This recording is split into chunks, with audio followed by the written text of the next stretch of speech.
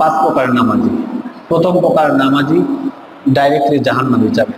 প্রথম প্রকার নামাজি ডাইরেক্টলি কোথায় যাবে? জাহান্নামে যাবে। এখন চিন্তা ভাবনা করছেন যে প্রথম প্রকার নামাজি জাহান্নামে যাবে, তাহলে যারা নামাজ পড়ে না তারাই তো ভালো। ইনশাল্লাহ এ ব্যাপারে আলোচনা করবো ইনশাল্লাহ। দ্বিতীয় প্রকার নামাজি, তারা আল্লাহর সামনে জবাবদিহি করতে হবে, আল্লাহকে কৈফিয়ত দিতে হবে। তৃতীয় প্রকার নামাজি, তাদের নামাজের কারণে আল্লাহর কাছ থেকে গুনাহ মাফ পাবে। চতুর্থ প্রকারের নামাজি, তারা নামাজ পড়ার কারণে আল্লাহর কাছে সওয়াব পাবে। পঞ্চম প্রকারের নামাজি, তাদের নামাজ পড়ার কারণে আল্লাহ তাদের বন্ধু হয়ে যাবে। সুবহানাল্লাহ বলবেন না? আমরা এখন জানতে চাই কে কোন প্রকারে আছে, কোন কাতারে আছে। পেয়ারা হাজিরিন, তাহলে আমরা জানলাম কয় প্রকার নামাজি? পাঁচ প্রকার নামাজি। আমাদের কিন্তু প্রত্যেক জুমার বয়ান শিক্ষামূলক। কথা বলবেন যে আমরা কিছু শিখতে পারছি কিনা। আমরা যদি ওয়াজ করে যাই, যদি নাই বুঝি, নাই শিখি, তাহলে আমাদের জীবন যদি পরিবর্তন না হয় তাহলে লাভ কতটুকু হবে? আমাদের জীবন পরিবর্তন করতে হবে। ওয়াজ থেকে, নসিহত থেকে, রাসূলের আদর্শ থেকে, কোরআন থেকে আমাদের জীবন পরিবর্তন করতে হবে। আমাদের এখন জানা দরকার আমরা কোন প্রকার নামাজি। জানা সবার দরকার না? অবশ্যই। কেউ কি চাইবে আমরা প্রথম প্রকারের নামাজি হই? না। প্রথম প্রকারের নামাজি যারা, তারা জাহান্নামে যাবে। এখন চিন্তা ভাবনা করছেন যেহেতু প্রথম প্রকারের নামাজি জাহান্নামে, তাহলে নামাজ না পড়াই ভালো। ভাবতে পারেন যেহেতু নামাজ পড়ে জাহান্নামে যাবে, নামাজ পড়ার কারণে জাহান্নামে যাবে, নামাজ না পড়াই ভালো। কিন্তু না,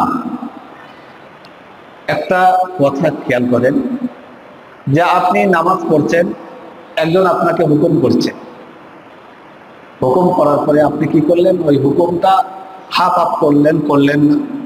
আর একজন যে করলই না, আপনার কথা শুনলই না, দুইজন কি সমান? অবশ্যই সমান না। যেমন একজন চুরি করেছে, তার শাস্তি কি? আর একজন যে মানুষকে ফোন করেছে তার শাস্তি কি? কম বেশ আছে না? তেমনি জাহান্নাম যে নামাজ পড়ছে না তার জন্য শাস্তি দ্বিগুণ আছে, আর যে নামাজ পড়ার কারণে জাহান্নামে যাচ্ছে তার শাস্তি লাঘব আছে। জাহান্নামের মধ্যে স্তর আছে। সব পাপ তো সমান পাপ না, পাপ তো সত্যি পাপ, সব পাপই জাহান্নামে যাওয়ার লক্ষ্য। যে কোনো পাপ কর, জাহান্নামে যাওয়ার জায়গা পাপটাই, কিন্তু পাপের স্তর অনুযায়ী কিন্তু আপনি জাহান্নামের শাস্তি নির্ধারণ হবে।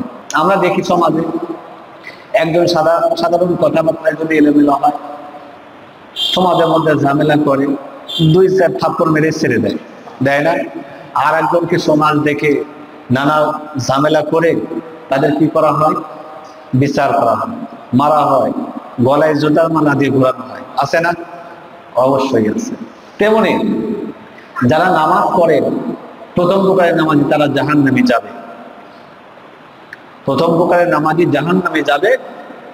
আর যারা নামাজ পড়ে না তারাও জাহান্নামে যাবে, কিন্তু তাদের শাস্তি ডাবল। কত গুণ তা বলতে পারবো না, আল্লাহই ভালো জানে। কিন্তু যারা নামাজ পড়ে জাহান্নামে যাবে, তাদের জাহান্নামে যাওয়ার শাস্তি লাঘব করতে পারেন আল্লাহ।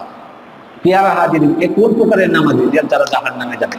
প্রথম প্রকারের নামাজি তারা কি, কোন শ্রেণীর, কি কাজ করে? কি তারা নামাজ পড়ে ঠিক, কিন্তু নামাজে তাদের মন থাকে না। রুকু সাজদা ঠিক মতো করে না, রুকুর থেকে দাঁড়ায় না, ভালোভাবে সোজা হয়ে দাঁড়ায় না। সাজদা থেকে দুই সাজদার মাঝখানে বসা লাগবে, এটা তারা বসে না। আরামে নামাজ পড়ে না, একাগ্রতার সাথে নামাজ পড়ে না। তারা নামাজ তাড়াহুড়া করে চলে যায়, আবার মাঝে সাঝে বাদও দেয়। আছে না এরকম? এরা কোথায় যাবে? জাহান্নামে যাবে। এই প্রকারে নামাজে হওয়া যাবে না। তাড়াহুড়া করবেন কেন নামাজের মধ্যে? আবার নামাজের মধ্যে এদিক ওদিক তাকান, এটা কেমন? এটাও করা যাবে না। নামাজের মধ্যে মন রাখতে হবে। দ্বিতীয় প্রকারের নামাজি, দ্বিতীয় প্রকার যে নামাজি, তারা আল্লাহর দরবারে কৈফিয়ত দিতে হবে, আল্লাহর দরবারে জবাবদিহি করতে হবে। তারা কোন প্রকার? তারা নামাজ পড়ে, তারা নামাজ পড়ে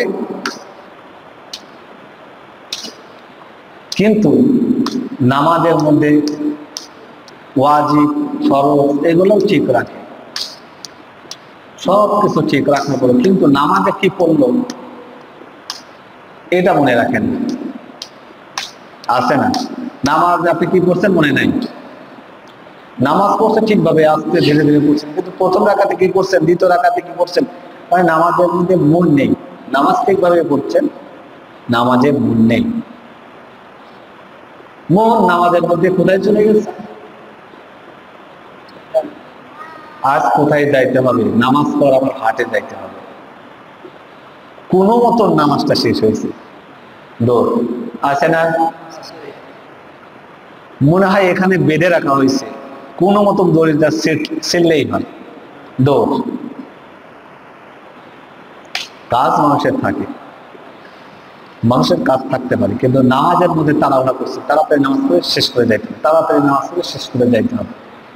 এই চিন্তাধারা সব ঠিক রাখছেন, ওয়াজিব সুন্নাত মুস্তাহাব ফরজ এগুলো সবই ঠিক রাখছেন, কিন্তু আপনার মন নামাজে নেই।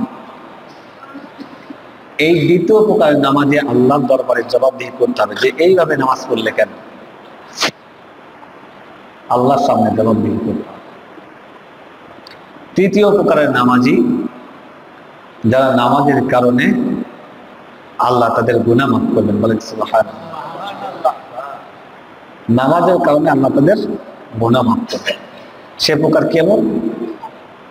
বান্দা নামাজে দাঁড়িয়েছে, নামাজে দাঁড়ানোর পরে এখন শয়তান ওয়াসওয়াসা দিচ্ছে, নানা টেনশন দিচ্ছে নামাজের মধ্যে। বান্দা নামাজের মধ্যেই চিন্তা ভাবনা, এ তো আমার শয়তান ধোঁকা দিচ্ছে, না আমি ভালো করে খেয়াল করে নামাজ পড়ি, খেয়াল করে নামাজ পড়ি, বারবার এরকম শয়তান ধোঁকা দিচ্ছে, আর জোর করে নামাজে মন বসানোর চেষ্টা করছে বান্দা। এরকম হয় না? হয়। চিন্তা করছে বান্দা যে আমার মন তো অন্যদিকে চলে যায়, আমি কি করব? না, অন্যদিকে যাওয়া যাবে না, আমি করছি নামাজ, আমি আল্লাহর সামনে দাঁড়িয়ে আছি, না আমার মন অন্যদিকে যাওয়া যাবে না। এই বান্দা চিন্তা করছে যে না আমার মন অন্যদিকে আমি দেব না।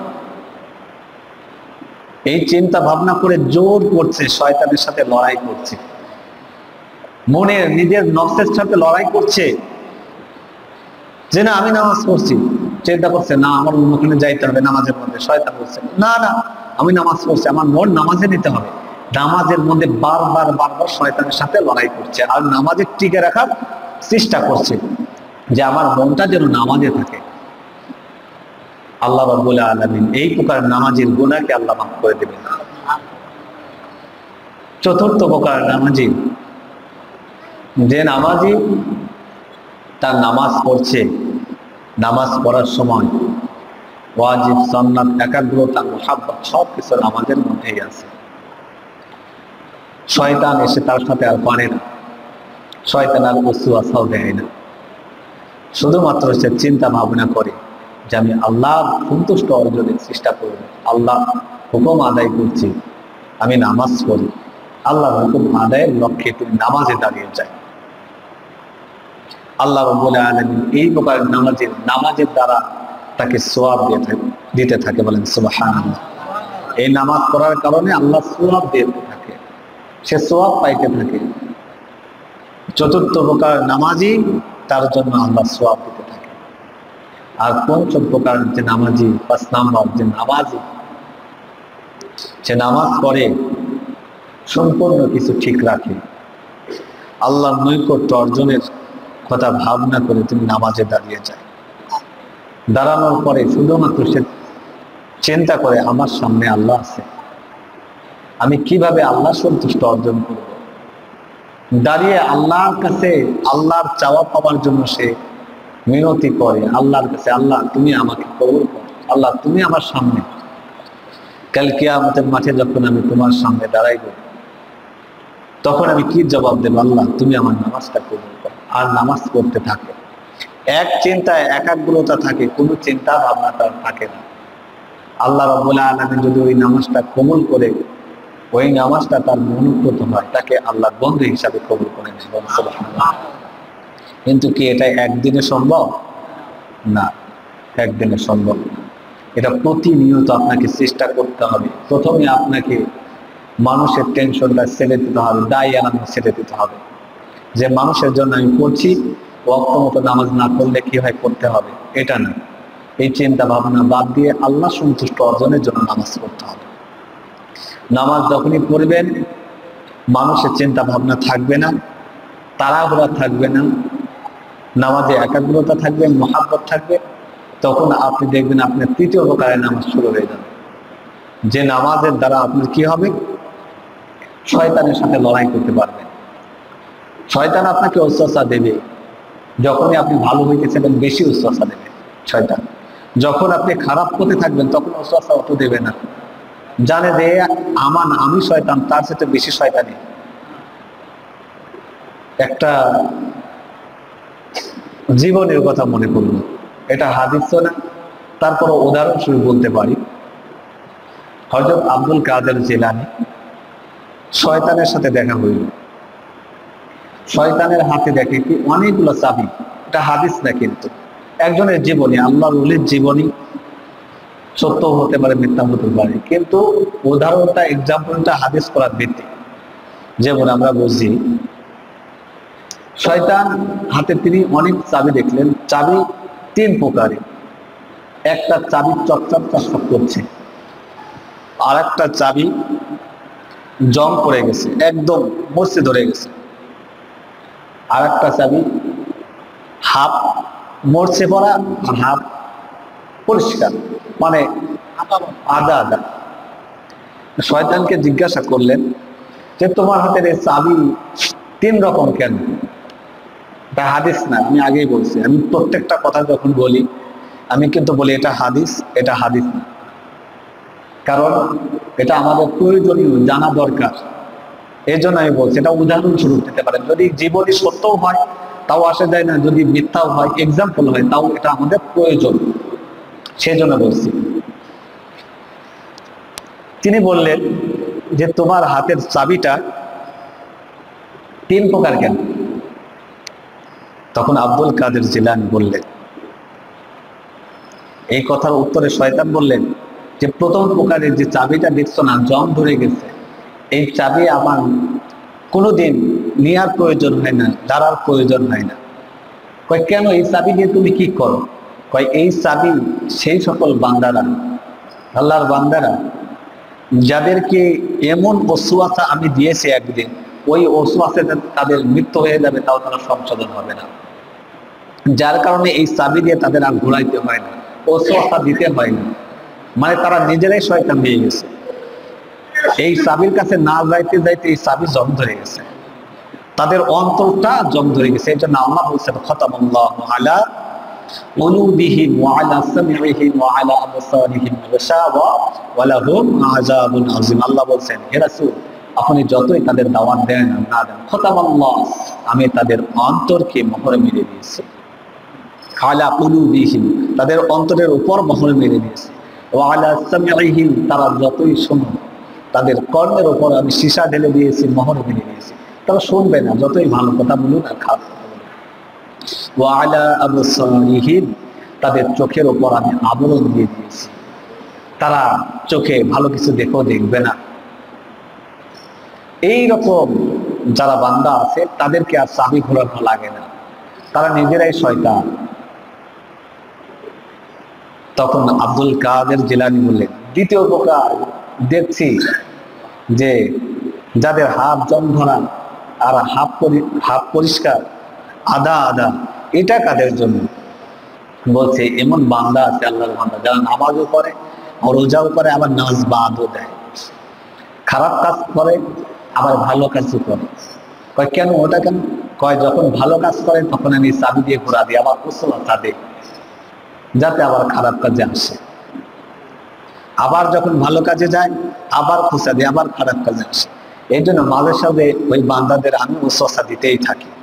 এই জন্য এই অবস্থা বলছে, যেটা পরিষ্কার এটা কেন ভাই, যারা আল্লাহর প্রতি পথিক, যারা সবসময় ভালো কাজের চেষ্টা করে, ভালো পন্থা অবলম্বন করতে চেষ্টা করে, তাদের আমি অল টাইম এই চাবি দিয়ে খোঁচাতে থাকি, অল টাইম খোঁচাতে থাকি, যাতে তারা খারাপ পথে আসে, কিন্তু আমি পারি না। এই জন্য এই চাবিটা এত পরিষ্কার।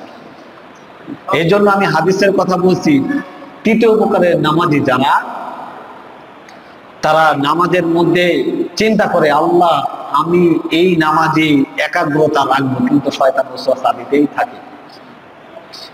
থাকে, কিন্তু সে জোর করে লড়াই করে কি করে, ভালো পথের উপর প্রতিষ্ঠিত থাকতে চায়।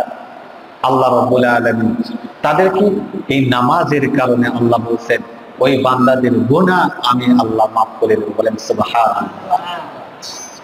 এই প্রকার নামাজে কিন্তু বেশি, যদি কেউ ভালো হতে চায়, আমি মনে করি যদি কেউ চেষ্টা করে, ভালোর পথে আসার চেষ্টা করে, অগ্রসর হওয়ার যদি চেষ্টা করে যে আমি ভালো পথে যাব, অবশ্যই এই প্রকার নামাজ দিয়েই তাকে শুরু করতে হবে।